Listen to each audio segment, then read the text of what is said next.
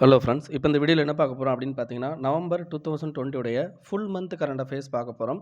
So already October full month current affairs வந்து upload பண்ணிட்டோம். So இந்த November full month current affairs இதில ஃபுல்லா இருக்கும். ஸோ இந்த பர்ட்டிகுலர் இதில பார்த்தீங்க அப்படின்னா, உங்களுக்கு யூபிஎஸ்சி பிரிலிம்ஸ்க்கு இப்போ நடக்க போற யூபிஎஸ்சி பிரிலிம்ஸ்க்கு ரொம்ப யூஸ்ஃபுல்லா இருக்கும். ஸோ இதில எதெல்லாம் வந்து கம்பைல் பண்ணி மொத்தமா அந்த இத எடுத்திருக்கோம் அப்படின்னு பார்த்தீங்கன்னா, ஹிந்து நியூஸ் பேப்பர்ல உள்ளது அண்ட் பிஐபியோட ஆன்லைன் வெப்சைட்லேருந்து எடுத்தது அண்ட் வாஜிராம் ஐஏஎஸ் உடைய கரண்ட் அஃபேர்ஸ் மெட்டீரியல் அவங்க மந்த்லி கரண்ட் அஃபேர்ஸ் போடுவாங்க. ஸோ அதுலேருந்து எடுத்தது அண்ட் விஷன் ஐஏஎஸ் ஓகேங்களா. விஷன் ஐஏஎஸ் எல்லாரும் நிறையா பேர் படிக்கக்கூடியது. ஸோ அந்த விஷன் ஐஏஎஸ் மெட்டீரியல் அவங்க மந்த்லி கரண்ட் அஃபேர்ஸ்லேருந்து எடுத்து கம்பைல் பண்ணி மொத்தமாக அந்த நோட்ஸ் கொடுத்துருக்கோம். உங்களுக்கு இந்த நோட்ஸ் வேணும் அப்படின்னா கீழே டிஸ்கிரிப்ஷனில் எங்கள் டெலகிராம் குரூப் லிங்க் இருக்குது, அதில் ஜாயின் பண்ணிக்கோங்க. அண்ட் இந்த பிடிஎஃப்ல வந்து இந்த பிடிஎஃப் அங்கே அப்லோட் பண்ணிவிடுவோம். ஸோ இதை தவிர வேறு ஏதாவது உங்களுக்கு டவுட் இருந்தாலும் நீங்கள் அந்த குரூப்பில் வந்து கேட்கலாம் ஓகேங்களா. சில பேருக்கு அந்த குரூப்போட லிங்க் ஒர்க் ஆகுறதில்ல. ஸோ என்னோடய ஃபோன் நம்பரும் கீழே கொடுத்துருக்கேன். அதுக்கு எனக்கு டெலகிராமில் மெசேஜ் அனுப்புங்க, உங்களை குரூப்பில் ஆட் பண்ணிப்பேன். ஸோ இப்போ அன்அகாடமி பார்த்தீங்க அப்படின்னா உங்களுக்கு சில பேட்ச் கோர்சஸ் கொடுக்குறாங்க. ஸோ பார்த்தீங்க அப்படின்னா உங்களுக்கு டிஎன்பிஎஸ்சி குரூப் 2 அண்ட் குரூப் 2 எக்ஸாமுக்கான இலக்கு அப்படின்ற ஒரு ஸ்கீம் கொடுக்குறாங்க. ஸோ இது மார்ச் 8லேருந்து உங்களுக்கு ஸ்டார்ட் ஆகிருக்கு. ஸோ நீங்கள் இப்போவும் அதுக்குள்ளே ஜாயின் பண்ணலாம். ஸோ அதில் ஜாயின் பண்ணிங்கன்னா அதோட வீடியோஸை உங்களால் பார்த்துக்க முடியும். இதுக்கடுத்து என்னென்னா லட்சியம் அப்படின்னு சொல்லிட்டு ஒரு இது. ஸோ இது வந்து குரூப் 2 மெயின்ஸுக்கான ஃபவுண்டேஷன் கோர்ஸு. இது மார்ச் 9லேருந்து ஸ்டார்ட் ஆகிருக்கு. ஸோ இதோட வீடியோஸும் நீங்கள் பார்த்துக்கலாம் அண்ட் டெய்லி வீடியோஸும் நீங்கள் அதில் பார்த்துக்கலாம். இதை தவிர நீங்கள் குரூப் 1 வீடியோஸ் கூட நீங்கள் வந்து என்ன பண்ணிக்கலாம் அப்படின்னு பார்த்தீங்கன்னா அன்அகாடமியில் பார்த்துக்கலாம். ஏதாவது ஒரு பேமெண்ட் மட்டும் நீங்கள் பண்ணாலே போதும் ஓகேங்களா. இதை தவிர என்ன அப்படின்னு பார்த்தீங்கன்னா உங்களுக்கு இந்த பேப்பர் 2 ஓகேங்களா, அதுக்கான crash course for AO and AHO எக்ஸாமுக்கு ஓகேங்களா. இப்போ 10th மார்ச்லேருந்து உங்களுக்கு ஸ்டார்ட் ஆகுது. ஸோ இதில் உங்களுக்கு வெறும் கிளாஸ் மட்டும் நடக்காது, உங்களுக்கு டெஸ்ட் சீரிஸும் வந்து என்ன பண்ணுவாங்க அப்படின்னு பார்த்தீங்கன்னா உங்களுக்கு கண்டக்ட் பண்ணுவாங்க. 2021 ப்ரிலிம்ஸ்க்கான test series for group 2 exam February 6லேருந்து ஸ்டார்ட் ஆகிருக்குது ஓகேங்களா. அது நீங்கள் வந்து என்ன அப்படின்னு பார்த்தீங்கன்னா உங்களுக்கு இன்னமும் வந்து என்னென்னா நீங்கள் அப்ளை பண்ணி நீங்கள் அட்டன் பண்ணிக்கலாம் ஓகேங்களா. இதை தவிர ஃப்ரீ மார்க் டெஸ்ட் வந்து உங்களுக்கு ஸ்டார்ட் ஆகுது ஓகேங்களா. அது டெஸ்ட்டு 1 வந்து 14th மார்ச்சில் வந்து போடுறாங்க. டெஸ்ட் 2 வந்து 28th மார்ச் வந்து நடக்க போகுது. ஸோ அதுக்கு நீங்கள் வந்து என்ன பண்ணிக்கலாம் அப்படின்னு பார்த்தீங்கன்னா ஈஸியாக என்ரோல் பண்ணிக்கலாம். ஸோ என்ரோல் பண்ணனா நீங்கள் என்ன பண்ணணும் அப்படின்னு பார்த்தீங்கன்னா 1 மந்த் சப்ஸ்கிரிப்ஷனும் உங்களுக்கு வந்து இது கொடுப்பாங்க ஓகேங்களா. நீங்கள் கரெக்டாக எழுதி இருந்தீங்க அப்படின்னா. ஸோ இதை தவிர என்ன அப்படின்னு பார்த்தீங்கன்னா உங்களுக்கு ப்ளஸில் நீங்கள் அதாவது அன்அகாடமியை பொறுத்த வரைக்கும் free classes and plus classes அப்படின்னு சொல்லியிருக்கும். ஸோ ப்ளஸ் அப்படின்றது நீங்கள் அமௌண்ட் பே பண்ணணும். லைக் நீங்கள் ஒரு இன்ஸ்டியூட்டில் போய்ட்டு அமௌண்ட் பே பண்ணுற மாதிரி, பட் இங்கே கம்மியான அமௌண்ட்டு தான் ஓகேங்களா. ஸோ அந்த கம்மியான அமௌண்ட் நீங்கள் அன்அகாடமி ஆப்பை டவுன்லோட் பண்ணிவிட்டு நீங்கள் அதில் போய்ட்டு ப்ளஸ் கோர்ஸ்னு கொடுத்தீங்க, டிஎன்பிஎஸ்சின்னு கொடுத்து ப்ளஸ்ன்னு கொடுத்தீங்கன்னா உங்களுக்கு அதில் உள்ள சப்ஸ்கிரிப்ஷன் அமௌண்ட்லாம் காமிக்கும் ஓகேங்களா. ஸோ உங்களுக்கு டெஸ்ட் சீரிஸ் உங்களுக்கான நோட்ஸ் எல்லாமே இதில் வந்து கொடுத்துருவாங்க ஓகேங்களா ப்ளஸ் கோர்சஸில். இதை நீங்கள் அப்ளை பண்ணும்போது உங்களுக்கு சப்ஸ்கிரிப்ஷன் பண்ணும்போது உங்களுக்கு 10% டிஸ்கவுண்ட் வேணும் அப்படின்னு சொல்லி ஆசைப்பட்டீங்க அப்படின்னா வள்ளுவன் ஐஏஎஸ் அப்படின்னு சொல்லிட்டு கோடை யூஸ் பண்ணுங்கள், ரெஃபரல் கோடு. ஸோ இந்த கோடை யூஸ் பண்ணிங்கன்னா உங்களுக்கு 10% இது கொடுப்பாங்க, ஆஃபர் கொடுப்பாங்க. சரி, இப்போ நம்ம நவம்பர் மந்த் கரண்ட் அஃபேர்ஸ் உள்ளே போயிடலாம். ஸோ ஃபஸ்ட்டு என்ன அப்படின்னு பார்த்தீங்கன்னா டிராஃப்ட் சென்டர் பாலிசி 2020 அதாவது டிராஃப்ட் டேட்டா சென்டர். டேட்டா சென்டர்னா என்ன முதல்ல அப்படி தெரிஞ்சுக்கலாம். ஸோ டேட்டா சென்டர் அப்படின்றது இப்போ நிறையா கம்பெனிஸ் இருக்கிறாங்க. இப்போ ஒரு எக்ஸாம்பிளுக்கு நீங்கள் வந்து என்ன பண்ணுறீங்க அப்படின்னா ஏர்டெல் ஏதோ ஒரு மொபைல் கம்பெனியில் ஃபேஸ்புக்கு ஏதாவது ஒன்று இருக்குது பார்த்தீங்களா. இவங்க வந்து என்ன பண்ணுறாங்க அப்படின்னு பார்த்தீங்கன்னா நம்மளுடைய டேட்டாவை கலெக்ட் பண்ணுறாங்க. அந்த டேட்டாவை கலெக்ட் பண்ணி என்ன பண்ணுறாங்க அப்படின்னா அவங்க அந்தந்த கண்ட்ரியில் போயிட்டு ஸ்டோர் பண்ணுறது அதை ப்ராசஸ் பண்ணுறதுலாம் பண்ணுறாங்க. பட் அதெல்லாம் நம்ம இந்தியாவிலே பண்ணோம்னா இந்தியாவில் பார்த்தீங்க அப்படின்னா எம்ப்ளாய்மெண்ட் இம்ப்ரூவ் ஆகும் அண்ட் நிறையா ரிசர்ச் அண்ட் டெவலப்மெண்டல் ஆக்டிவிட்டீஸ்க்கெலாம் ஈஸியாக வந்து அந்த டேட்டாவை நம்ம வந்து என்ன பண்ணிக்கிட முடியும், எடுத்துக்க முடியும். ஸோ அதை நம்ம ப்ரமோட் பண்ணுறதுக்காண்டி ஓகேங்களா அதை அந்த மாதிரி டேட்டாவை கலெக்ட் பண்ணி ஸ்டோர் பண்ணி இந்தியாவிலேயே ப்ராசஸ் பண்ணுறது ஓகேங்களா. இந்தியாவிலே ப்ராசஸ் பண்ணுற மாதிரியான விஷயத்துக்காண்டி கொண்டு வந்தது தான் இந்த டேட்டா சென்டர் பாலிசி 2020. ஸோ இதோட டிராஃப்ட் தான் வெளியிட்டிருக்காங்க ministry of information technology. So அவங்க தான் அந்த டிராஃப்ட்டை வெளியிட்டிருக்காங்க. எதுக்காண்டி அப்படின்னு பார்த்தீங்கன்னா இந்தியாவை குளோபல் லெவலில் டேட்டாவை ப்ரமோட் பண்ணுற ஒரு இதாக வந்து கொண்டு வரணும் அண்ட் டிஜிட்டல் எக்கனாமியில் வந்து அதிகமான இன்வெஸ்ட்மெண்ட்டை ப்ரமோட் பண்ணுறதுக்காண்டியும் இந்த இதை கொண்டு வந்திருக்காங்க. ஸோ டோட்டலாக பார்த்தீங்க அப்படின்னா இதில் ஒரு 5 வகையான ஒரு இதை வந்து என்ன பண்ணியிருக்காங்க அப்படின்னு பார்த்தீங்கன்னா அவங்க எனேபிள் பண்ணியிருக்காங்க. அது என்ன அப்படின்னு பார்த்தீங்கன்னா நீங்கள் ஒரு கம்பெனி அதாவது டேட்டா சென்டர் ரிலேட்டடாக ஒரு கம்பெனி ஆரம்பிக்கணும் அப்படின்னா அதுக்கான ஃபேவரபிள் ஈகோ சிஸ்டத்தை நாங்கள் கிரியேட் பண்ணி கொடுக்குறோம். அது என்ன ஃபேவரபிள் ஈகோ சிஸ்டம் அப்படின்னா உங்களுக்கான cost effective electricity, uninterrupted clean cost effective electricity வந்து உங்களுக்கு கிடைக்கும். இதை தவிர என்ன அப்படின்னு பார்த்தீங்கன்னா நீங்கள் உங்களுக்கு பேக் ஹால் வந்து உங்களுக்கு ஈஸியா வந்து காஸ்ட் எஃபெக்டிவா நாங்க குடுப்போம். இத தவிர உங்களுடைய அந்த டேட்டா சென்டர் ஓகேங்களா, டேட்டா சென்டர நாங்க எசென்ஷியல் சர்வீஸ்ல அனவுன்ஸ் பண்ண போறோம். ஸோ எசென்ஷியல் சர்வீஸ்ல அனவுன்ஸ் பண்ணும்போது நமக்கு நெறைய எக்ஸ்ட்ரா ப்ரொவிஷன்ஸ்லாம் வந்து என்னன்னா கவர்மெண்ட்ல இருந்து கிடைக்கும். இப்போ ஒரு எக்ஸாம்பிளுக்கு அக்ரிகல்ச்சர் வந்து எசென்ஷியல் சர்வீஸ் அப்படின்றதுனால, ஸோ அக்ரிகல்ச்சருக்குன்னு நெறைய விஷயங்கள் குடுப்பாங்க. ஸோ அந்த மாதிரி ஓகேங்களா. Next ease of doing business அப்படின்ற ஒரு கேட்டகரி கீழ என்ன பண்ண போறாங்க அப்படின்னு பார்த்தீங்கன்னா, இந்த டேட்டா சென்டர்ஸ் வந்து இந்தியால கிரியேட் பண்ண போறாங்கல்ல, அவங்களுக்கு இன்ஃப்ராஸ்ட்ரக்சர் ஸ்டேட்டஸ் அப்படின்னு ஒரு ஸ்டேட்டஸ் குடுக்குறாங்க. அது என்ன இன்ஃப்ராஸ்ட்ரக்சர் கம்பெனி ஸ்டேட்டஸ் அப்படின்னா, இப்போ இன்ஃப்ராஸ்ட்ரக்சர வந்து என்னன்னா இன்ஃப்ராஸ்ட்ரக்சர்னா ஏதாவது வந்து என்னன்னா, நம்ம கட்டமைப்பு, உட்கட்டமைப்பு அப்படின்னு சொல்லுவோம். இந்த உட்கமைப்பு அதாவது ரோடு போடுறது, பாலம் கட்டுறது அந்த மாதிரி தாங்க. ஸோ நம்ம ஊர்ல ரோடு போடுறது, பாலம் கட்டுறதுக்குலாம் கிட்டத்தட்ட 5 வருஷம், 10 வருஷம் ஆகும். அப்போ நமக்கு அந்த கடன் குடுக்குறவங்களும் 5 வருஷம், 10 வருஷத்துக்கு மொத்தமா கடன் குடுப்பாங்க. ஓகேங்களா? அப்போ என்ன ஆகும் அப்படின்னு பார்த்தீங்கன்னா, உங்களால 5 வருஷம், 10 வருஷம் கழிச்சு நீங்க கடன் கட்டினா போதும். அதே மாதிரி தான் என்ன பண்ண போறாங்க அப்படின்னா, ஒரு கம்பெனிக்கு இன்ஃப்ராஸ்ட்ரக்சர் ஸ்டேட்டஸ் குடுத்தாங்க அப்படின்னா, நீங்க லாங் டேர்ம்ல என்ன பண்ணிக்கலாம் அப்படின்னா, ஈஸியா கடன் வாங்கிட்டு, நீங்க என்ன பண்ணிக்கலாம் அப்படின்னு பார்த்தீங்கன்னா, ஈஸியா வந்து அத பே பண்ணிக்கலாம். ஸோ நீங்க வந்து டைம் ரொம்ப கிடைக்கும். உங்களால வந்து ஈஸியா வந்து இது பண்ண முடியும். இத தவிர சிங்கிள் விண்டோ உங்களுக்கு clearance, time bound clearance. Single window time bound கிளியரன்ஸ்னா, நீங்க கம்பெனி ஆரம்பிக்கிறதுக்கு என்ன பண்ணணும் அப்படின்னு பார்த்தீங்கன்னா, நெறைய கிளியரன்ஸஸ் வந்து நெறைய மினிஸ்ட்ரீஸ்ல இருந்து வாங்க வேண்டியிருக்கும். இதெல்லாம் நீங்க ஒரே இடத்துல ஓகேங்களா, ஒரு எந்த குறிப்பிட்ட டைம்க்குள்ள நீங்க கிளியரன்ஸ் வாங்கிக்கலாம். இத தவிர என்ன அப்படின்னு பார்த்தீங்கன்னா, உங்களுக்கு அந்த டேட்டா சென்டருக்காண்டி இன்சென்டிவைசேஷன் ஸ்கீமும் குடுக்குறாங்க. இன்சென்டிவேஷன்னா உங்களுக்கு இன்சென்டிவ்ஸ் மாரி குடுப்பாங்க. ஓகேங்களா. நீங்க எந்த அளவுக்கு இம்ப்ரூவ்மென்ட் காட்டியிருக்கீங்களோ, அதுக்கு ஏத்தாப்புல இன்சென்டிவ்ஸ் மாரி குடுப்பாங்க. இத தவிர அடுத்து 3வது என்ன அப்படின்னு பார்த்தீங்கன்னா, டேட்டா சென்டர் எக்கனாமிக் ஜோன் அப்படின்னு ஒண்ணு கிரியேட் பண்ண போறாங்க. அது என்ன டேட்டா சென்டர் எக்கனாமிக் ஜோன்? நீங்க எல்லாருமே வந்து ஸ்பெஷல் எக்கனாமிக் ஜோன் அப்படின்னு சொல்லிட்டு எஸ்இஇசட்ன்னு கேள்விப்பட்டிருப்பீங்க. எஸ்இஇசட்ன்னு சொல்லிட்டு. அது மாரி டேட்டா சென்டருக்காண்டி என்ன பண்ண போறாங்க அப்படின்னா, எக்கனாமிக் ஜோன கிரியேட் பண்ண போறாங்க. அதுக்குன்னே வந்து நெசசரியா தேவைப்படுற இன்ஃப்ராஸ்ட்ரக்சர கிரியேட் பண்ணி, அதுக்குன்னு ஒரு ஸ்பெசிஃபிக் ஜோன கிரியேட் பண்றது. அண்ட் இந்தியால பார்த்தீங்க அப்படின்னா 4 டேட்டா சென்டர் எக்கனாமிக் ஜோன வந்து என்னன்னா அண்டர் சென்ட்ரல் செக்டார் ஸ்கீம் ஓகேங்களா. சென்ட்ரல் கவர்மெண்ட்டே என்ன பண்ண போறாங்க, காசு குடுத்து பண்ண போறதா சொல்லியிருக்காங்க. இத தவிர indigenous technology and research and கெப்பாசிட்டிய இம்ப்ரூவ் பண்றதுக்காண்டி நம்மளுடைய ஹார்ட்வேர் சிஸ்டத்த அதாவது என்ன அப்படின்னு பார்த்தீங்கன்னா, இந்தியாலயே வந்து என்ன அப்படின்னு பார்த்தீங்கன்னா, ஐடிக்கு தேவையான ஹார்ட்வேர் சிஸ்டத்த இந்தியாலயே தயாரிக்கிறது. அண்ட் சாஃப்ட்வேர் ப்ராடக்ட்டையும் வந்து என்னன்னா இந்தியாலயே தயாரிக்கிறது. ஸோ இதுக்காண்டி என்ன பண்ணணும் அப்படின்னு பார்த்தீங்கன்னா, நம்ம பீப்பிளுக்கு ஸ்கில்ஸ் நெறைய தேவை. அதனால மினிஸ்ட்ரி ஆஃப் ஸ்கில் டெவலப்மென்ட் கூட சேர்ந்து நம்ம என்ன பண்ண போறோம் அப்படின்னு பார்த்தீங்கன்னா, அதுக்கு தேவையான அதாவது அந்த ஹார்ட்வேர் அண்ட் சாஃப்ட்வேர் ப்ராடக்ட்ஸ உற்பத்தி பண்றதுக்கு தேவையான அந்த மைண்ட் ஓகேங்களா, அதாவது அந்த பீப்பிள வந்து வொர்க் ஃபோர்ஸ வந்து நம்ம கிரியேட் பண்ண போறதும் சொல்லியிருக்கோம். ஸோ இத தவிர என்ன அப்படின்னு பார்த்தீங்கன்னா, institutional mechanism for policy governance. Policy governance அப்படின்னா, இப்போ ஒரு கம்பெனி ஆரம்பிக்கிறீங்கன்னா, அந்த கம்பெனி ஏதாவது ஒன் ரூல்ஸ் அண்ட் ரெகுலேஷன் ஒரு பாலிசி கீழ வரணும். ஓகேங்களா. அப்படிதான் நம்ம கண்ட்ரில எல்லாமே பண்ண முடியும். ஸோ அதுக்காண்டி என்ன பண்றாங்க அப்படின்னா, இன்டர் மினிஸ்ட்ரியல் எம்பவர்ட் கமிட்டி அப்படின்னு சொல்லிட்டு ஓகேங்களா கொண்டு வர போறாங்க. யார் தலைமையில அப்படின்னு பார்த்தீங்கன்னா, மெய்ட்டி அதாவது மெய்ட்டினா ministry of information and technology அதோட செக்ரட்டரி ஓகேங்களா, அதோட செக்ரட்டரி தான் வந்து என்னன்னா அந்த பர்ட்டிகுலர் இன்டர் மினிஸ்ட்ரியல் எம்பவர்டு கமிட்டிக்கு சேர்மனா இருப்பாரு. இத தவிர independent data centre industry council அப்படின்னு சொல்லிட்டு ஒரு கவுன்சில கிரியேட் பண்ண போறாங்க. இது எதுக்காண்டி அப்படின்னு பார்த்தீங்கன்னா, செக்டாருக்கும் கவர்மெண்ட்டுக்கும் இடையில அதாவது நீங்க ஆரம்பிக்க போற அந்த டேட்டா சென்டருக்கும் கவர்மெண்ட்டுக்கும் இடையில ஒரு உறவு ஒரு பாலத்தை உருவாக்குற மாரி இந்த particular independent data centre industry council அப்படின்றது இருக்குன்ருக்காங்க. ஓகேங்களா. இதுதான் டேட்டா சென்டர் பாலிசிக்கான ஒரு டிராஃப்ட் பாலிசிய மெய்ட்டி வெளியிட்ட விஷயங்கள். ஓகேங்களா. இதுக்கு அடுத்து டிசலினேஷன் பிளான்ட் அப்படின்றத பத்தி பார்க்க போறோம். இப்போ மும்பைல வந்து செட்டப் பண்ணியிருக்காங்க. டிசலினேஷன் அப்படின்னா என்ன அர்த்தம் அப்படின்னா, கடல் நீரை அதாவது உப்பு தண்ணீரை வந்து என்னன்னா நல்ல தண்ணியா மாத்துறது தான் டிசலினேஷன் பிளான்ட். ஸோ இந்த உப்பு தண்ணியை நல்ல தண்ணியா மாத்துறது எந்த ப்ராசஸ்ல பண்ணுவாங்க அப்படின்னு பார்த்தீங்கன்னா, ரிவர்ஸ் ஆஸ்மாசிஸ் அப்படின்ற ப்ராசஸ்ல பண்ணுவாங்க. உங்களுக்கு இதுல டவுட் இருந்ததுன்னா நீங்க யூடியூப்ல நிறைய வீடியோஸ் கிடைக்கும் ரிவர்ஸ் ஆஸ்மாசிஸை பத்தி. அந்த வீடியோஸை பார்த்துட்டு இந்த இதை பாருங்க, உங்களுக்கு புரியும். இதுல ரிவர்ஸ் ஆஸ்மாசிஸ் அப்படின்றது என்ன அப்படின்னு பார்த்தீங்கன்னா, உங்களுக்கு ஹை கான்சன்ட்ரேஷன் அதாவது என்னன்னா அதாவது எப்பவுமே வந்து என்ன அப்படின்னு பார்த்தீங்கன்னா, ஒரு எக்ஸாம்பிளுக்கு இப்போ ஹை பிரஷர் ஏர் வந்து என்ன பண்ணும் அப்படின்னு பார்த்தீங்கன்னா, லோ பிரஷரை நோக்கி நகரும். ஓகேங்களா. ஹை பிரஷர் ஏர் வந்து என்ன பண்ணும் அப்படின்னு பார்த்தீங்கன்னா, லோ பிரஷர் ஏரை நோக்கி நகரும். அதே மாதிரி வந்து என்ன அப்படின்னு பார்த்தீங்கன்னா, அந்த ஏர் நகர்றது எதனால அப்படின்னு பார்த்தீங்கன்னா, இந்த லோ பிரஷர் இது வந்து என்னன்னா, இங்க எம்ப்டியா இருக்கிறதுனால இது இந்த மாரி நகரும். ஓகேங்களா. அதான் அப்பவும் ஏதாவது ஒரு மீடியத்திலேருந்து இன்னொரு மீடியம் வந்து என்ன அப்படின்னு பார்த்தீங்கன்னா, நகண்டுக்கிட்டே இருக்கும். ஓகேங்களா. ஸோ இந்த மாரி தான் வந்து நார்மலா நடக்கும். இதே மாரி தான் இந்த ரிவர்ஸ் ஆஸ்மாசிஸ்ல ஓகேங்களா. இது நார்மல்ல. இப்போ ரிவர்ஸ் ஆஸ்மாசிஸ்ல என்ன ஆகும் அப்படின்னு பார்த்தீங்கன்னா, ஹை சொல்யூட் கான்சன்ட்ரேஷன்ல இருந்து to an area of low solute கான்சன்ட்ரேஷனுக்கு வந்து என்னன்னா, த்ரூ மெம்பரேன் மூலமா போகும். அது என்ன சொல்யூட் கான்சன்ட்ரேஷன் அப்படின்னா, இப்போ ஒரு எக்ஸாம்பிளுக்கு நீங்க இப்போ வந்து உப்பு தண்ணீல உப்பு அதிகமா இருக்கும். ஓகேங்களா. சால்ட் கன்டென்ட் அதிகமாக இருக்கும். இந்த சால்ட் கண்டென்ட்டை ரிமூவ் பண்ணுறதுக்கு என்ன பண்ணணும் அப்படின்னு பார்த்தீங்கன்னா, இதில் ஒரு ப்ரெஷர் நம்ம கொடுக்கும்போது இதில் இருக்கிற தேவையில்லாத அந்த சால்ட் கண்டென்ட் அல்லது அது டிடிஎஸ்ஸும் ஓகேங்களா, டோட்டல் டிசால்வ்டு சால்வெண்ட் அப்படின்னு சொல்லுவோம்.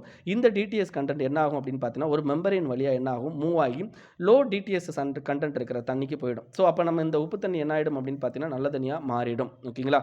பட் இதில் பிரச்சனை நிறையா இருக்குது. ஏன்னா இப்போ இந்தியாவிலேயே தமிழ்நாடு தான் வந்து என்ன அப்படின்னு பார்த்தீங்கன்னா, இதுக்கு பயோனியர். தமிழ்நாட்டில் தான் நிறையா வந்து இந்த மாதிரி டிசலினேஷன் பிளான்ட்லாம் கொண்டு வந்திருக்கும். சரி, இதில் என்னென்ன சேலஞ்சஸ் இருக்குது அப்படின்னு பார்த்தீங்கன்னா, முக்கியமானது என்ன அப்படின்னு பார்த்தீங்கன்னா, ஒரு 100 எம்எல்டி பிளான்ட், ஒரு 100 எம்எல்டி கெப்பாசிட்டி உள்ள பிளான்ட்டை நம்ம கொண்டு வரணும் அப்படின்னா கிட்டத்தட்ட 900 crore வந்து தேவைப்படும். So it's a costly one. அதே மாதிரி வந்து என்னென்னா டெபாசிஷன் ஆஃப் பிரைன் அப்படின்னா இப்போ நம்ம வந்து என்ன ஹை சொல்யூஷன் ஆஃப் அந்த கான்சன்ட்ரேஷன் ஆஃப் உப்பை வந்து என்ன பண்ணுறோம் அப்படின்னு பார்த்தீங்கன்னா, அங்கேருந்து ரிமூவ் பண்ணிவிட்டு என்ன பண்ணுறோம் அப்படின்னு பார்த்தீங்கன்னா, இந்த கடற்கரையில் அதாவது கடலோட அந்த ஓப்பனிங் ஏரியாலே வந்து என்ன பண்ணுறோம் அப்படின்னு பார்த்தீங்கன்னா, அந்த உப்பை கொட்டிடுறோம். அந்த ஹை கான்சன்ட்ரேஷன் ஆஃப் சால்ட்டுக்கு பேர் தான் என்னது, பிரைன் அப்படின்னு சொல்லுவாங்க. ஸோ அப்போ அதிகமான உப்பை வந்து அந்த கடற்கரையில் நம்ம கொட்டுறதுனால என்ன, உப்பு தண்ணியை அந்த கடற்கரையில் கொட்டுறதுனால ஆட்டோமேட்டிக்காக என்ன, அங்கே இருக்கிற ஈகோசிஸ்டம் ஃபுல்லாகவே அழிஞ்சு போகிறதுக்கான வாய்ப்பு இருக்குது. ஸோ ஹைப்பர் சாலினிட்டி வந்து என்ன பண்ணும் அப்படின்னு பார்த்தீங்கன்னா, கிரியேட் ஆகிறதுக்கு வாய்ப்பு இருக்குது. இதனால் மெரைன் ரிசோர்ஸஸ் வந்து அதிகமாக லாஸ் ஆகும். இதை தவிர என்ன அப்படின்னு பார்த்தீங்கன்னா, இந்த டிசலினேஷன் பிளான்ட் செயல்படணும் அப்படின்னா வி நீட நல்ல தண்ணி நமக்கு தேவை. ஸோ அதனால் யூசேஜ் ஆஃப் கிரவுண்ட் வாட்டர் அதிகம். இதை தவிர என்ன அப்படின்னு பார்த்தீங்கன்னா, முக்கியமாக இந்த மாதிரி ஹை கான்சன்ட்ரேஷனில் இருந்து நம்ம லோ கான்சன்ட்ரேஷன் மாற்றி நம்ம வந்து நல்ல தண்ணியாக எடுத்து குடிக்கணும்ல, நமக்கு தண்ணியிலே வந்து என்ன பண்ணணும் அப்படின்னு பார்த்தீங்கன்னா, வி நீட சம் மினரல்ஸ் வந்து கண்டிப்பாக தண்ணியில் இருக்கணும். இது என்ன பண்ணுது அப்படின்னு பார்த்தீங்கன்னா, தேவையான மினரல்ஸை கூட என்ன பண்ணுது அப்படின்னு பார்த்தீங்கன்னா, தேவையில்லைன்னு வெளியேற்றிடுது. இதனால் என்ன அப்படின்னு பார்த்தீங்கன்னா, நம்ம பாடியில் இந்த லேக் ஆஃப் மினரல்ஸ் அப்படின்றது கிரியேட் ஆகிறதுக்கு வாய்ப்பு இருக்குது. ஓகேங்களா, இதுதான் முக்கியமானது. ஸோ கிட்டத்தட்ட அந்த டிடிஎஸ் கண்டென்ட்னு சொன்னோம் பார்த்தீங்களா, அதாவது டோட்டல் டிசால்வ்டு சால்வெண்ட் அப்படின்றது சொல்கிறோம் பார்த்தீங்களா, இந்த பர்டிகுலர் விஷயம் 500 mg per லிட்டர், ஒரு லிட்டர் 500 mg அது இருக்கணும். ஓகேங்களா, அப்படி இருந்தால் தான் தண்ணி மாதிரி இருக்கும். ஆனால் வந்து என்ன அப்படின்னு பார்த்தீங்கன்னா, அது இல்லைன்னு வைங்களேன், தண்ணி மாதிரி தெரியாது, அது டேஸ்ட்டே இருக்காது சுத்தமாக. ஸோ அந்த பிரச்சனையும் இந்த டிசலினேஷன் பிளான்ட்டில் இருக்குது. ஓகேங்களா. நெக்ஸ்ட்டு அவர்ட்டிங் எ லாஸ்ட் கோவிட் ஜென்ரேஷன் ரிப்போர்ட். ஓகேங்களா, அதாவது awaiting a last Covid generation.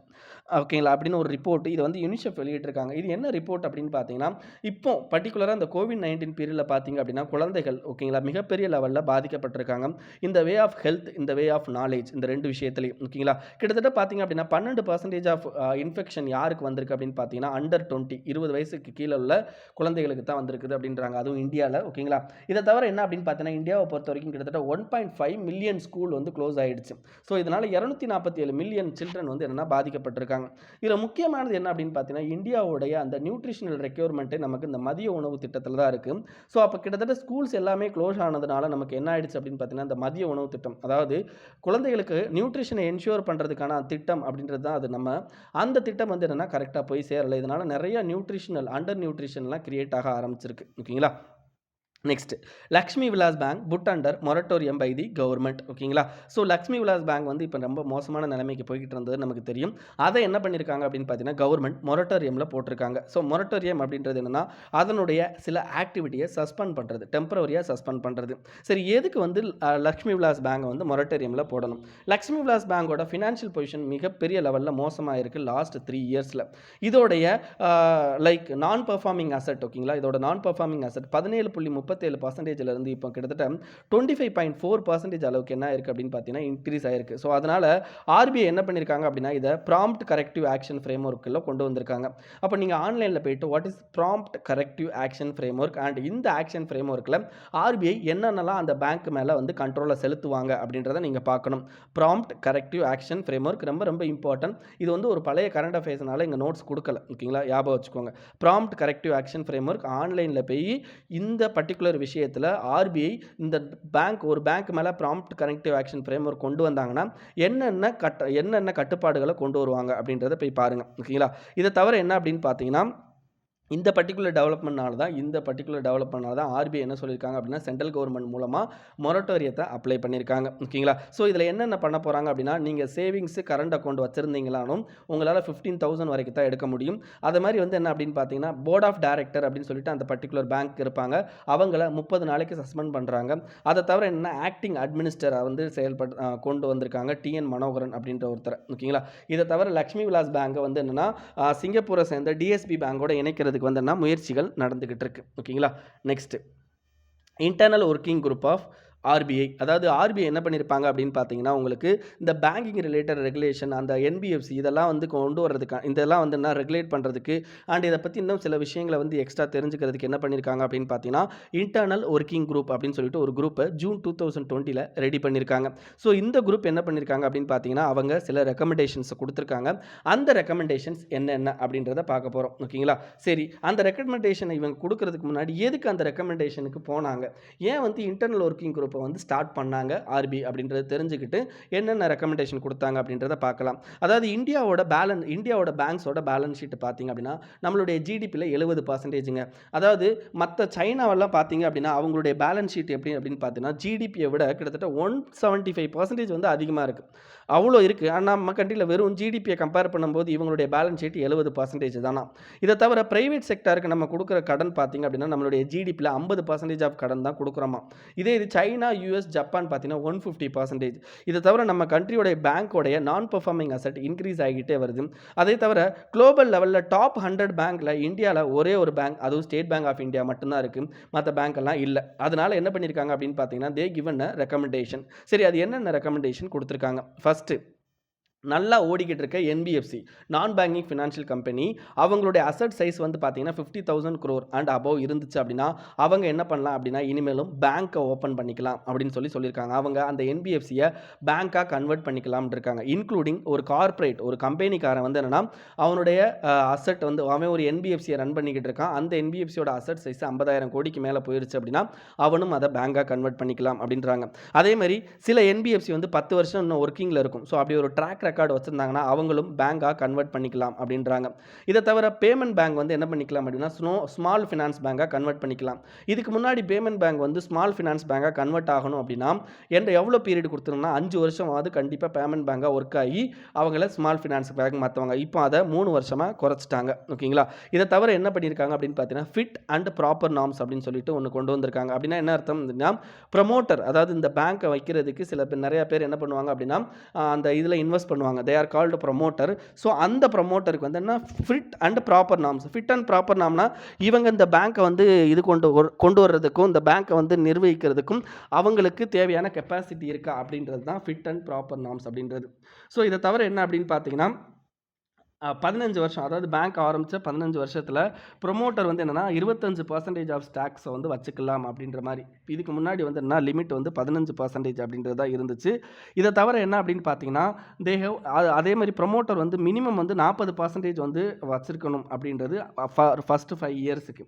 இதை தவிர இப்போ என்ன சொல்லியிருக்காங்கன்னா நீங்கள் ஆஃப்டர் 5 இயர்ஸ், ஓகேங்களா, நான் ரெக்கமெண்டேஷன் எதுக்கு அப்படின்னு பார்த்தீங்கன்னா இந்த 5 இயர்ஸை வந்து அந்த 5 இயர்ஸ்க்கு அப்புறம் வந்து என்ன பண்ணி சொல்லியிருக்காங்க அப்படின்னு பார்த்தீங்கன்னா இந்த பர்டிகுலர் விஷயத்தை ரெடியூஸ் பண்ணுங்க அப்படின்னு சொல்லியிருக்காங்க. இந்த ஃபஸ்ட்டு 5 இயர்ஸ்க்கு அப்புறம் இந்த பர்டிகுலர் விஷயத்தை, அதாவது என்ன 40% அப்படின்ற மினிமம் ஸ்டாக்கை ரெடியூஸ் பண்ணுங்க அப்படின்றாங்க. ஓகேங்களா?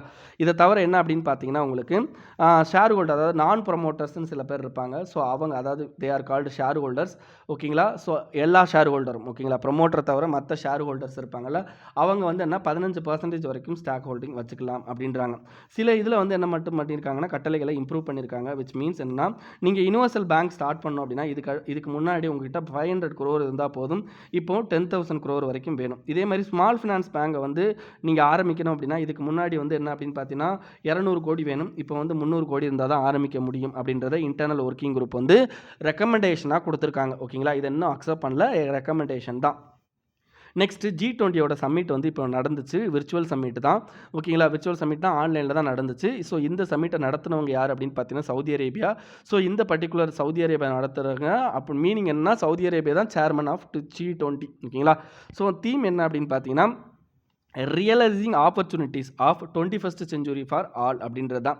ஸோ இதுக்கு அடுத்து 2021 யார் பிரசிடெண்ட்டாக இருக்க போகிறாங்கன்னா இத்தாலி இருக்க போகிறாங்க. 2022 இந்தோனேஷியா, 2023 இந்தியா, 2024 பிரேசில். இப்போ நடந்துச்சுல இந்த G20யோட 2020 சம்மிட்டு, இந்த 20 சம்மிட்டில் என்ன பண்ணியிருக்கோம் அப்படின்னு பார்த்தீங்கன்னா இந்தியா சில ரெக்கமெண்டேஷன்ஸ் கொடுத்துருக்கோம். அது என்ன ரெக்கமெண்டேஷன் அப்படின்னா G20 விர்ச்சுவல் செக்ரட்டரியேட் அப்படின்னு ஒன்று கொண்டு வாங்க அப்படின்றாங்க. ஸோ இது என்னக்கு அப்படின்னு பார்த்தீங்கன்னா நம்மளுடைய G20யோட மீட்டிங்கை ஃபாலோ பண்ணுறதுக்கும் அதோட டாக்குமெண்டேஷனை வந்து என்ன பண்ணுறது அப்படின்னு பார்த்தீங்கன்னா மெயின்டைன் பண்ணுறதுக்கும் கொண்டு வாங்கன்றாங்க. இதை தவிர புதுசாக வேர்ல்டு லெவலில் ஒரு குளோபல் இண்டெக்ஸை ஒன்று கொண்டு வாங்க அப்படின்னு சொல்லிட்டு நம்ம வந்து என்ன ரெக்கமெண்டேஷன் கொடுத்துருக்கோம், ஞாபகம் வச்சுக்கோங்க. Next, ministry of housing and urban affairs ஒரு 3 இனிஷியேட்டிவை லான்ச் பண்ணியிருக்காங்க. அது என்னென்ன இனிஷியேட்டிவ் அப்படின்னா நர்ச்சரிங் நெய்பர்ஹுட் சேலஞ்ச் அப்படின்றது first initiative. Next data maturity assessment framework அப்படின்றது அடுத்த initiative. Next training programme for city data officer அப்படின்றது அடுத்தது. அப்படின்னா என்ன, அதாவது ministry of housing and urban affairs ஞாபகம் வச்சுக்கோங்க. அர்பன் அஃபேர்ஸ்னால் அதாவது அர்பனில் இந்த 3ஐயும் கொண்டு வர போகிறாங்க. ஞாபகம் வச்சுக்கோங்க, இந்த அர்பனில் கொண்டு வர போகிறாங்க. ஸோ அர்பனில் என்னென்ன கொண்டு வர போகிறாங்கன்னா நெய்பர்ஹுட் நர்ச்சரிங் நெய்பர்ஹுட் சேலஞ்ச் அப்படின்னா அந்த குழந்தைகள் வந்து என்ன பண்ணுறது அப்படின்னு பார்த்தீங்கன்னா அவங்கள அதாவது என்னென்னா பக்கத்து வீட்டில் போயிட்டு விளையாடுற மாதிரி, அதாவது என்ன எல்லாரும் குழந்தைகளும் என்னென்னா பக்கத்து வீட்டிலலாம் போய் விளையாடும்ல, அது மாதிரி அர்பன் சிட்டியை வந்து என்ன பண்ணுறது அப்படின்னு பார்த்தீங்கன்னா குழந்தைகளுக்கு ஏற்ற ஒரு சிட்டியாக மாற்றுறது. அதுதான் it is a 3 year initiative. So இதில் என்ன பண்ண போகிறாங்க அப்படின்னு பார்த்தீங்கன்னா சிட்டியை வந்து என்னென்னா குழந்தைகள் அதாவது யங் சில்ட்ரன் வந்து வளர்கிறதுக்கு ஏற்றாப்புல குவாலிட்டியான ஏரியாவாக மாற்ற போகிறாங்க. ஓகேங்களா. அண்ட் அவங்களுடைய ஃபேமிலிக்கும் அவங்களுடைய பப்ளிக் ஏரியாவுக்கும் வந்து என்ன ஏற்ற மாதிரி மாற்றணும் அப்படின்றது தான். சரி, இதுக்கான அட்வைஸ் யார் கொடுக்க போகிறாங்க, டெக்னிக்கல் அட்வைஸ் யார் கொடுக்க போகிறாங்க அப்படின்னா பெர்னார்ட் வான் லீர் ஃபவுண்டேஷன் அப்படின்ற ஒரு நெதர்லாந்தை சேர்ந்த ஒரு ஃபவுண்டேஷனும் world research institute of India அவங்களும் வந்து என்ன பண்ண போகிறாங்க அப்படின்னு பார்த்தீங்கன்னா டெக்னிக்கல் சப்போர்ட் இதில் கொடுக்க போகிறாங்க. இதில் எந்தெந்த சிட்டிலாம் செலக்ட் பண்ணியிருக்காங்க அப்படின்னு பார்த்தீங்கன்னா 100 ஸ்மார்ட் சிட்டிஸை செலக்ட் பண்ணுறாங்க. And cities population 5 lakh and above. ஓகேங்களா, அந்த மாதிரி சிட்டிஸ். அதுக்கடுத்து ஸ்டேட் அண்ட் யூனியன் டெரிட்டோரிய கேபிட்டல். ஓகேங்களா. ஸோ இந்த சிட்டிஸ்லலாம் என்ன பண்ண போகிறாங்க அப்படின்னு பார்த்தீங்கன்னா உங்களுக்கு நிறையா பார்க்கு, ஓகேங்களா, அந்த பார்க் கொண்டு வர்றது, ஓப்பன் ஸ்பேஸை வந்து இம்ப்ரூவ் பண்ணுறது, ஓகேங்களா, இதெல்லாம் கொண்டு வர போகிறாங்க. சரி, இதுக்கடுத்து என்ன அப்படின்னு பார்த்தீங்கன்னா data maturity assessment framework. Data maturity அப்படின்னா டேட்டா அப்படின்றது இப்போ இருக்கிற காலகட்டத்தில் இந்த செஞ்சுரியில் மிகப்பெரிய லெவலில் பங்கு வகிக்கக்கூடியது. அப்போ அந்த டேட்டாவை வந்து என்னென்னா நம்ம வந்து ஒரிஜினலாக எந்த அளவுக்கு வந்து என்னென்னா நம்மளுடைய அர்பனை டெவலப் பண்ணுறதுக்கு யூஸ் பண்ணுறது, அதுதாங்க. ஸோ கல்ச்சர் ஆஃப் டேட்டா அப்படின்ற விஷயத்தை அதுவும் ஸ்மார்ட் சிட்டி விஷயத்தில் smart city initiative and smart city மிஷன்ஸில் வந்து ஏற்படுத்துறது. இதுக்கடுத்து என்ன அப்படின்னு பார்த்தீங்கன்னா நம்மளுடைய டேட்டாவை நம்மளே வந்து ஓனாக ஆக்சஸ் பண்ணுறது. அதை தவிர என்ன அப்படின்னு பார்த்தீங்கன்னா டெமோக்ரட்டைஸ் பண்ணுறது. ஓகே, நம்மளுடைய டேட்டா கல்ச்சரை டெமோக்ரட்டைசேஷன் பண்ணுறது. டெமோக்ரட்டைசேஷன் அப்படின்னா எல்லாருக்கும் வந்து என்ன அந்த டேட்டாவை யூஸ் பண்ணி அதன் மூலமாக பெரிய லெவலில் லாபம், ஓகேங்களா, பெரிய லெவலில் ஒரு இம்ப்ரூவ்மெண்ட்டை கொண்டு வர்றது, அதுதான் அது. இதுக்கடுத்து என்ன அப்படின்னு பார்த்தீங்கன்னா training programme for city data officer. இதுவும் டேட்டாவை ரிலேட்டட் தான். ஸோ அது என்ன அப்படின்னு பார்த்தீங்கன்னா இந்த டேட்டாவெல்லாம் கலெக்ட் பண்ண போகிறாங்களா, அப்போ அவங்களுக்குன்னு சில ப்ரோக்ராம் கொடுக்கணும்ல, அதுதான் இது. ஸோ ட்ரைனிங் ப்ரோக்ராம் இதை யார் பண்ணுறாங்க அப்படின்னு பார்த்தீங்கன்னா மினிஸ்ட்ரி ஆஃப் ஹவுசிங் அஃபேர்ஸும் டாடா ட்ரஸ்ட்டும் சேர்ந்து என்ன பண்ணுறாங்க அப்படின்னா ஆன்லைனில் ஒரு லேர்னிங் கோர்சஸ் கொண்டு வராங்க. ஓகேங்களா. ஸோ இதை தவிர என்ன அப்படின்னு பார்த்தீங்கன்னா இந்த சிட்டி டேட்டா ஆஃபீஸர்ஸ் இருக்காங்க பார்த்தீங்களா, இவங்களை ஸ்மார்ட் சிட்டியில் அப்பாயிண்ட் பண்ணுவாங்க. ஸோ அவங்களுக்கு ஒரு ட்ரைனிங் கொடுத்துட்டு அவங்கள ஸ்மார்ட் சிட்டியில் அப்பாயிண்ட் பண்ணுவாங்க.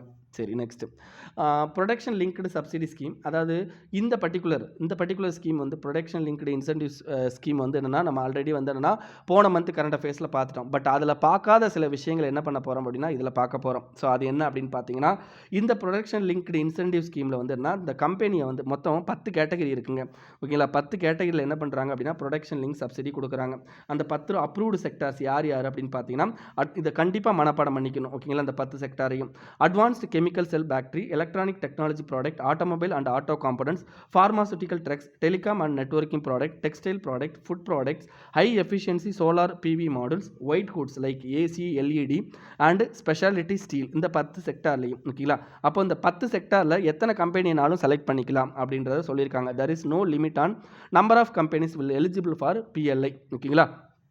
அதுக்கடுத்து என்ன பண்ணியிருக்காங்க அப்படின்னு பார்த்தீங்கன்னா இந்த எந்த கம்பெனிக்கு வந்து என்னென்னா நாங்கள் கொடுக்க போகிறோம் அப்படின்ற ஃபைனல் ப்ரப்போசல் யார் கொடுப்பாங்கன்னா இண்டிவிஜுவல் செக்டாருக்கு எக்ஸ்பெண்டிச்சர் ஃபினான்ஸ் கமிட்டின்னு ஒரு கமிட்டி. இந்த கமிட்டி வந்து என்ன கொடுக்குறத யார் பண்ணுவாங்க, யார் அப்ரூவ் பண்ணுவாங்கன்னா கேபினெட் அப்ரூவ் பண்ணுவாங்க.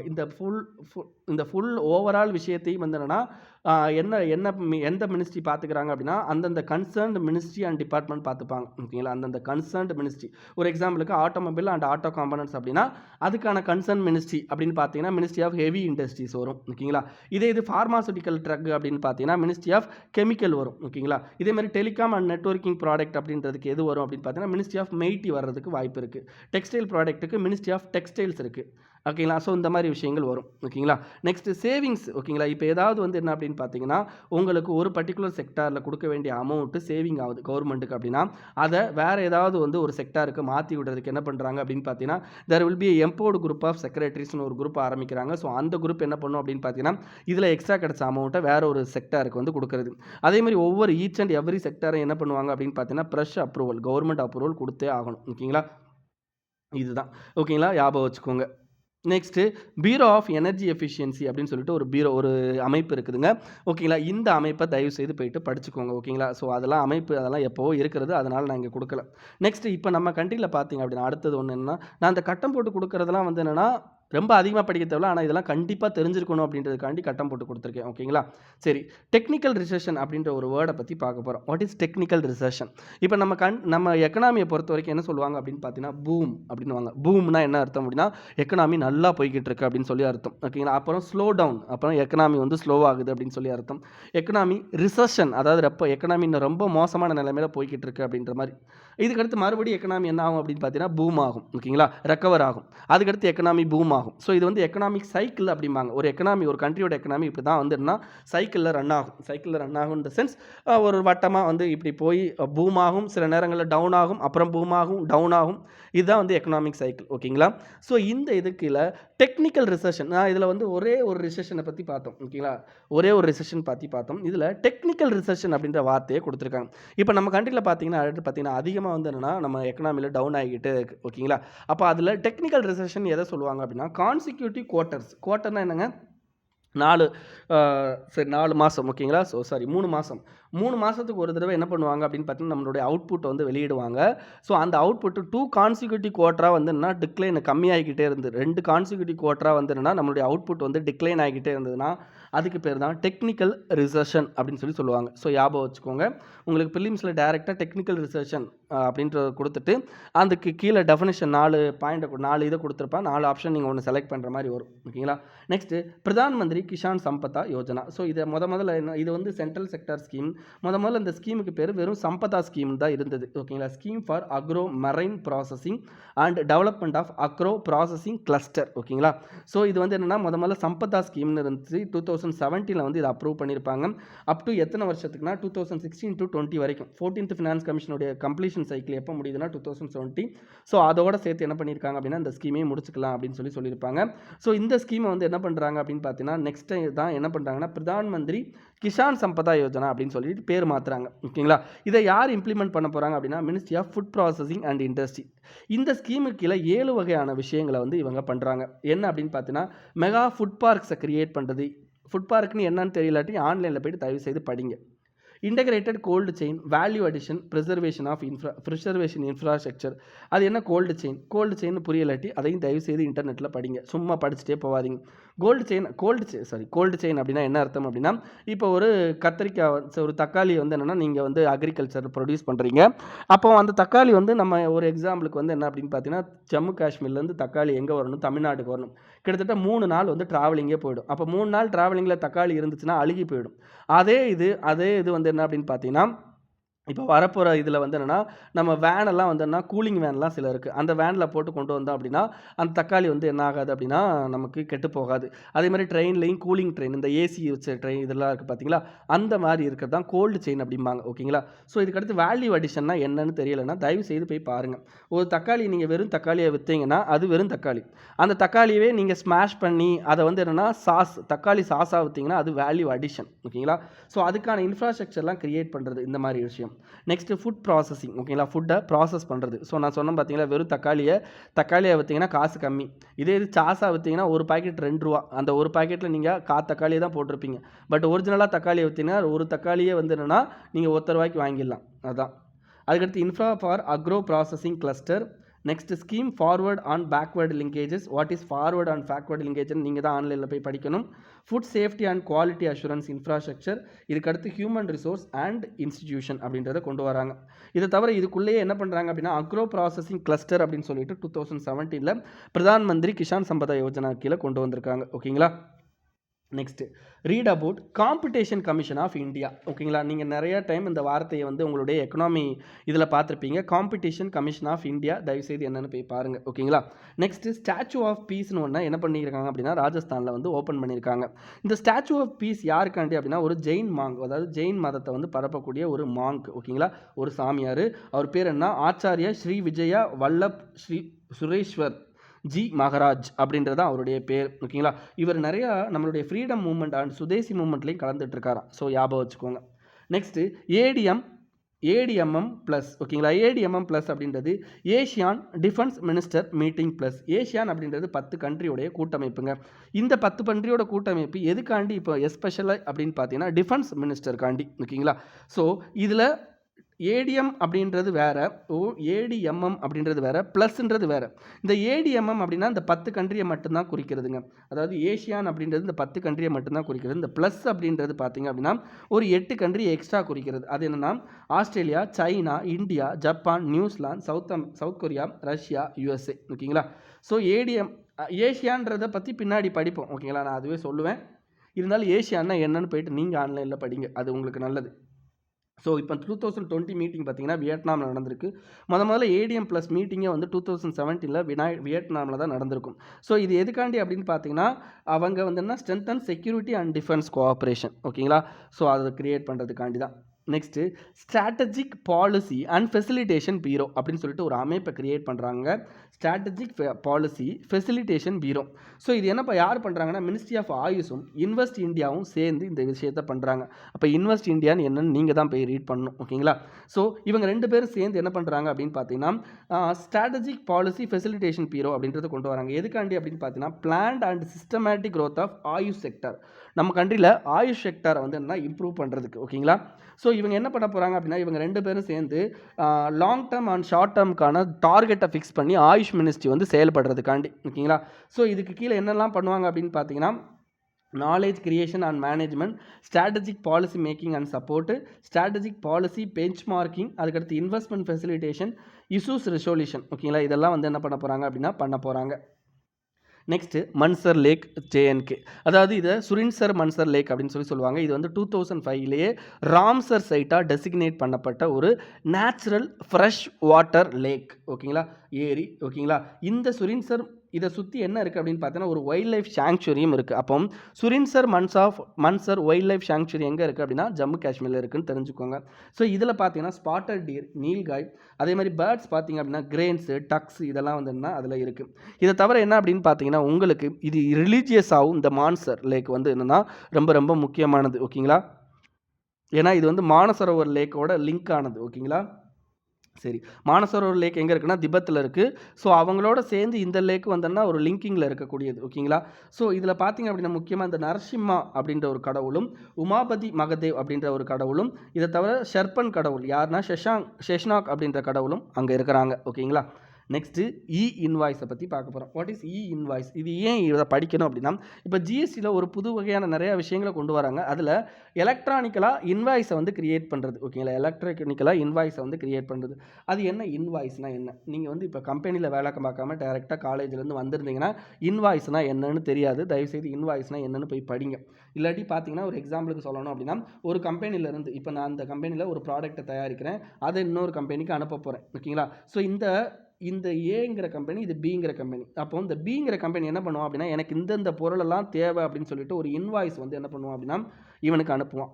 இவன் என்ன பண்ணுவான் அப்படின்னா ஓகே அப்படியா அப்படின்னு சொல்லிட்டு அந்த பொருளெல்லாம் வந்து சேர்த்து அவன் வந்து இங்கே அனுப்புவான். ஓகேங்களா, ஸோ அப்போ அந்த இன்வாய்ஸ் எடுத்துக்கிட்டு இவன் வந்து மறுபடியும் இங்கே வந்து இவன் இன்வாய்ஸையும் சேர்த்து செக் பண்ணுவாங்க. ஓகே 2 பொருளோட ரேட் 2 பொருள் கரெக்டாக இருக்கான்னு சொல்லி இது பண்ணிவிடுவாங்க. அப்போ இன்வாய்ஸ்ன்றது ஒரு பொருள் வந்து ஒரு இடத்துலேருந்து இன்னொரு இடத்துக்கு மூவுறதுக்கு ஏற்படக்கூடிய அந்த ஒரு டாக்குமெண்ட். ஓகேங்களா, இந்த டாக்குமெண்ட்டை ஆன்லைனில் ஜிஎஸ்டியில் வந்து கொடுக்குறாங்க. இதை யார் கொடுக்குறாங்க அப்படின்னா என்ஐசி, நேஷ்னல் இன்ஃபர்மேட்டிக் சென்டர். அவங்க தான் வந்து என்ன பண்ணுறாங்க அப்படின்னு பார்த்தீங்கன்னா இதை இன்வாய்ஸை ப்ரொவைட் பண்ணுறாங்க. சரி, இன்வாய்ஸ் கட்டாயம் யாருக்கு தேவை அப்படின்னு பார்த்தீங்கன்னா 500 crore. ஓகேங்களா, 500 crore மேலே டேர்ன் ஓவர் பார்க்கக்கூடிய கம்பெனிஸ். ஓகேங்களா, ஒரு ஃபினான்ஷியல் இயரில் 500 crore மேலே டேர்ன் ஓவர் பார்க்கக்கூடிய கம்பெனிக்கு இது கட்டாயம் வந்து என்னென்னா இன்வாய்ஸ் தான் கொடுக்குறாங்க. ஓகேங்களா, அது வந்து என்ன ஈஸ் ஆஃப் டூயிங் பிஸ்னஸ்லையும் கொஞ்சம் வரக்கூடியது. நெக்ஸ்ட்